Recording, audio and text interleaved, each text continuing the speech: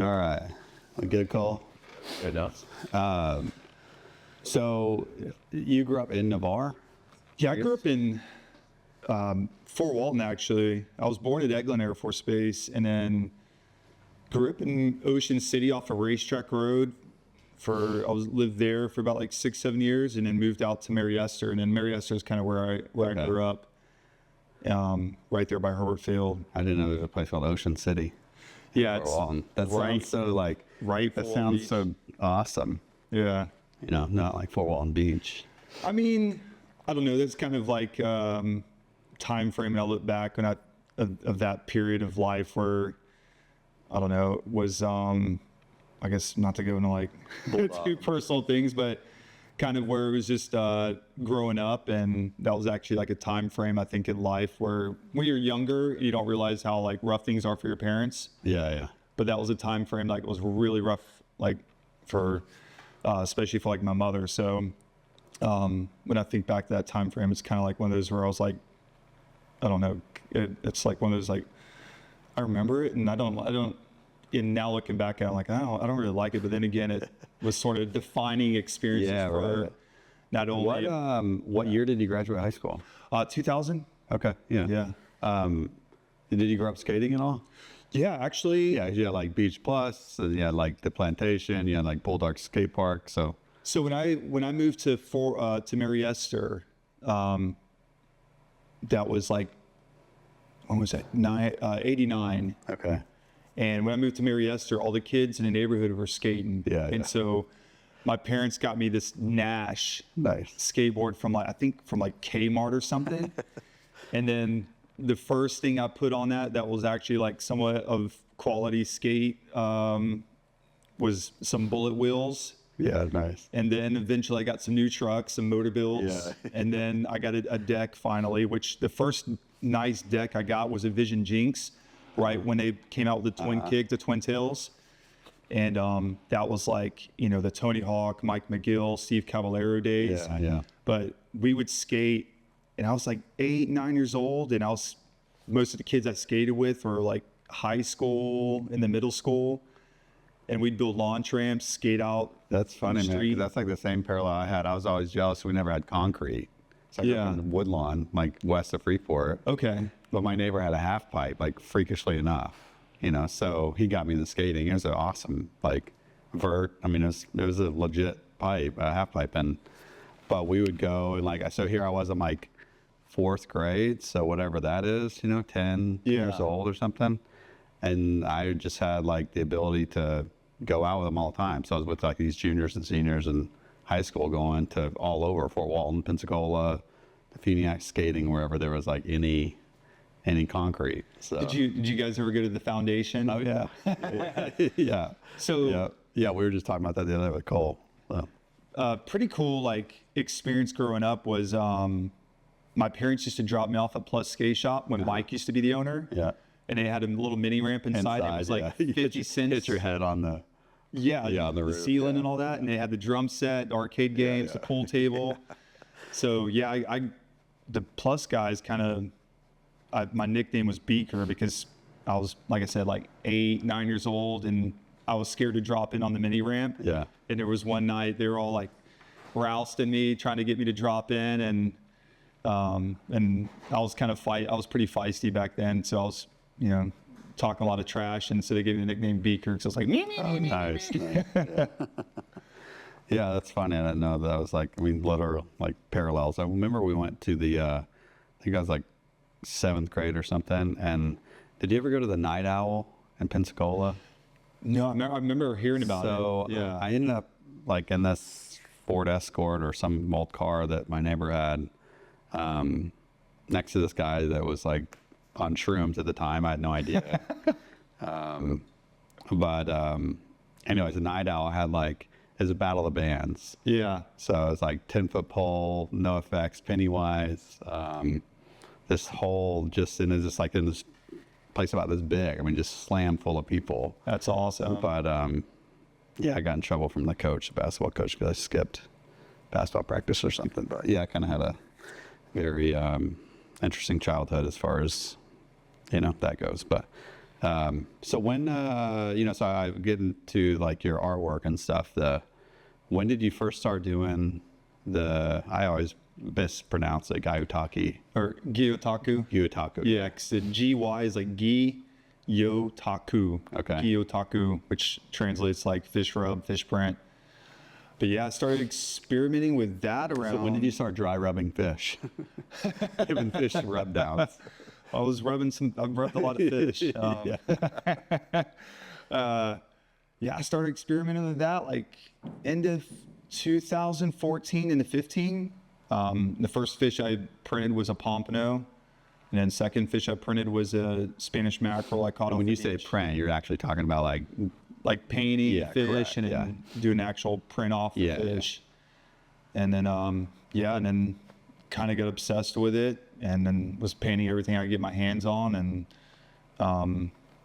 cool. never had any kind of idea or thoughts about being it going to where it is now. Yeah, right. So it's wild. Yeah, that's awesome, man. So you're like well over a decade in. Decade in now, which is wild to think, like back at that time frame and all the different things that you learn, and when you go back and reflect on past work or experiences, and which is all part of the journey. I think nowadays everyone's in such a rush to make it, or to have this point of I guess to be good at what you do, but actually, man, all the magic and all the really special experiences is like the whole growth in it and learning, and you paying the time, like put in the time, and it's kind of the same with photography. The other day, somebody came in the gallery and the stores or whatever, and had all these questions. Super nice lady. She's bought art. We've communicated a lot, but she's asked these questions, and I'm just rattling off like after we talked for like 20 minutes. Mm-hmm.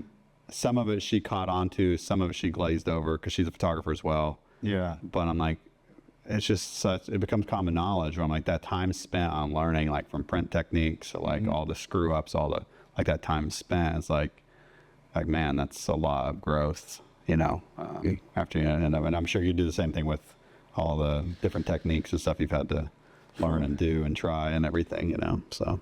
Yeah. I mean, it's ever going, because it's like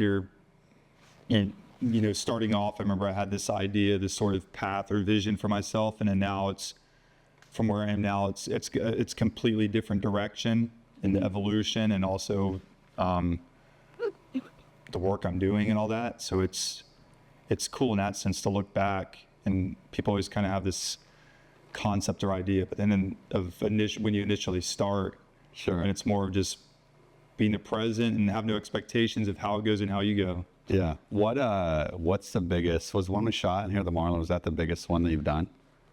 That was a Marlin, right? Yeah, that was a Marlin. That was the biggest Marlin to date, or the biggest fish I've done a full detail on to date. The biggest fish I've printed, I've yet to finish that or bring that out, which it's not the full body of a Marlin, but it's just a head print of a 1,145 pound fish. Jeez. Which was massive. That's caught here in Destin? That was caught out of Orange Beach. Okay. And that was in October. Some guys just out marlin fishing, whatever, and hooked into a sea monster, which was now the largest recorded marlin out of the Gulf of Mexico. Wow. Yeah. Wow.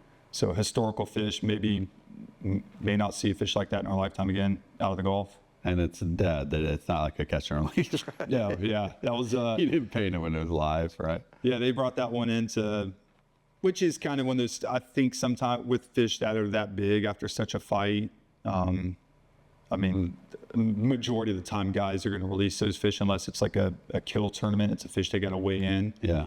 But usually granders, which is what they call a fish that's over 1,000 pounds, a grander. That's a fish of a lifetime for any sport fisherman, and they're going to bring them in. Yeah. Pretty much. What do they do? Like how old would that fish be? Guesstimated around like 20 years. Oh, gotcha. Okay. Yeah, it's wild. No telling where that thing swam. It's probably been to the Azores, to the North Atlantic. Yeah, that's interesting. To Brazil and back through the Gulf. Yeah.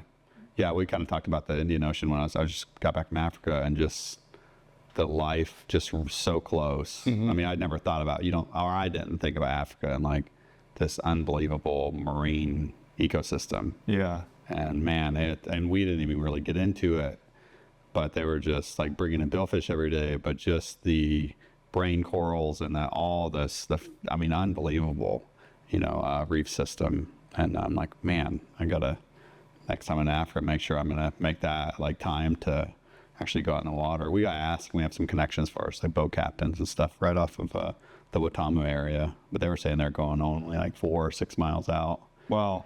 And bringing in, all these billfish. So It's nice. Well, I mean, it's like, I guess Hawaii or anywhere where the continental shelf is close in. You don't have to go far out, and you're just in the thick of sea monsters. yeah, that's true.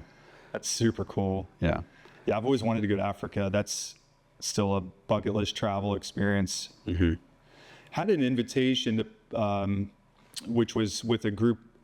It was kind of around women in Zanzibar. Okay. And sort of this, these 2 ladies that were from Turkey that go and kind of do like a community type service. And they were wanting to bring in an artist to kind of, to do artwork and things with women of the community. They were in Zanzibar, but I guess to do with being a male or whatever, something like that. It'd have been a lot more better to have a female artist. So they were with a different artist with it. But I was really excited to do that opportunity. Had it worked out or whatever, but doesn't mean I've always wanted to go there. Make it happen again. Amazing. Yeah, that's cool. Yeah. What is the majority of what you paint and print like all here locally, like out of Destin mainly, or? Yeah, most of everything's out of Destin. I've printed fish down in Miami, also Central America, Hawaii, the Maldives, and I mean, I'll travel to different places. So if someone's going on a fishing trip to the Azores or gonna go catch Has to have surfing involved, because surfing, there's better fish near surfing. Well, that's the cool thing, that how those two go together is where usually where there's some marlin fishing, there's waves. Yeah. So that's a good part. Yeah. Guys can go fishing, and I'll go surf, and then when they come in, if they got something to paint. Did you, Shane's invited me like multiple times on the Maldives, the live on board thing, and I've missed it every time. Yeah. But I know you went on at least one of them, or did you go? Yeah, I went on the first trip, and then was supposed to have gone on the second. Were you able to paint there or to print there? Yeah. So you brought your gear with you. Yeah, so I brought all my paints, canvas with me on that trip, and That's a big decision because of that travel. I mean, that's like me for cameras. I'm like, okay, like what do I have to sacrifice I'm going to do it. How am I going to, what camera gear, what am I going to, I'm like, all right, clothes are the first thing to go. But yeah, I mean, that's a brutal travel. Yeah, it was long. I mean, that's the longest travel I've experienced. I think it was like over 20 hours flight time. Yeah, you go like here, Qatar, and Mali, I think. Yeah. And Mali, you have like a hopper, I think, But I kept it pretty simple. Like I took a decent amount of canvas to paint something big, and was kind of anticipating certain fish that we'd catch, which I was kind of thinking more kind of small reef stuff. Maybe some pelagics, like tuna or mahi or something like that. But we ended up catching all kinds of different stuff, from trevally to a massive stingray that's probably like 8 feet across. I mean, it was huge. And that was all hand line fishing. And then off the boat. Off the back of the boat. Yeah. And then I say boat, like the yacht. No, I mean, it was a full-on yacht. Yeah. It had a dinghy though, but we went trolling a few mornings, handline trolling behind the dinghy, which is wild. Oh God. Because we'd go off the sea ledge where it probably drops off thousands of feet, and there's no telling what could come up out of the depths and hit the lure. I mean, we had big plugs behind the dinghy and just sitting there holding on with gloves and just like kind of like, man, I don't know what's gonna happen. Shane hoping to get some good footage. Somebody's recording. But yeah, I caught my first wahoo handline fishing. It was close to between 40 and 50 pounds. So I did painted and printed that on the boat. Also printed what was called a blue and yellow grouper that Jason Shoulder caught, which was an absolute, I mean, just beautiful, gorgeous grouper species. And it kind of had this sort of gray, purple blue tone through the body with very irregular like spots kind of throughout the body, and then just bright, vibrant yellow fins. It was Cool. Gorgeous fish. And then a dogtooth tuna, which is a well-known fish species through the Indian Ocean and South Pacific. Are they edible like on a normal tuna or no? Oh yeah, yeah, Okay. it's all edible. Which all the fish we ate on Yeah. board, the Yeah. crew would clean after we got done fishing, and It sounds like a horrible experience. no, it was so Yeah. awful. I don't recommend it. What, a few years back or like a year, you went to New York. We made you those little slings or whatever. Right. So that was with the TDC out of Destin, right? Or the chamber or something. Is it? Yeah, it was the Okaloosa County Tourist Development Council, and that was like a media event to with big media outlets such as National Geographic, Geared Around Travel, Yeah. Rolling Stone, New York Times, several other like big cool. names in media, and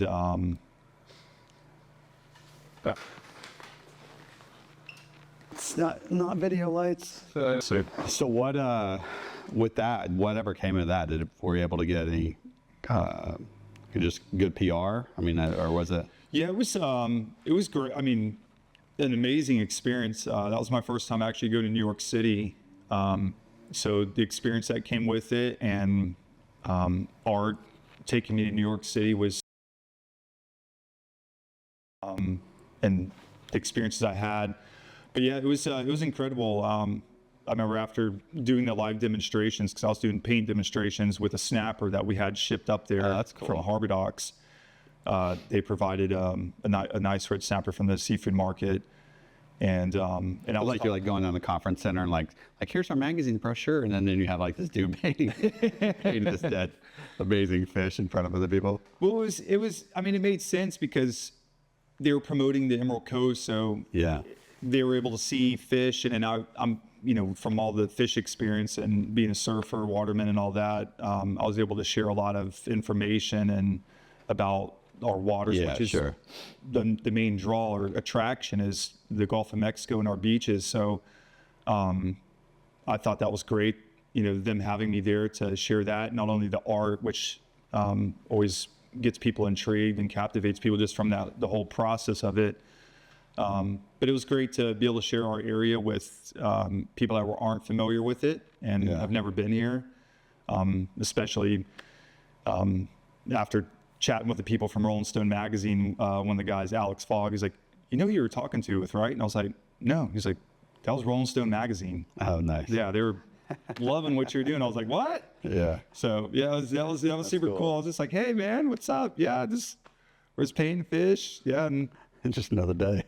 yeah, just talking fish and the beach and all that. So it was rad. It was super cool. What next adventure or project are you working on now?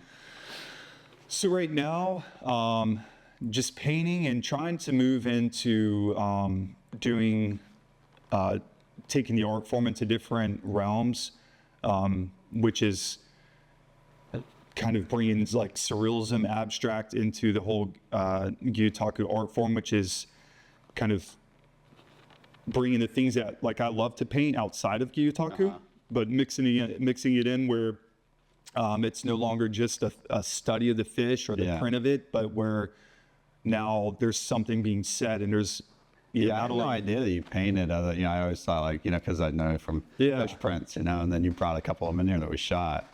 I'm like, well, damn, that's cool.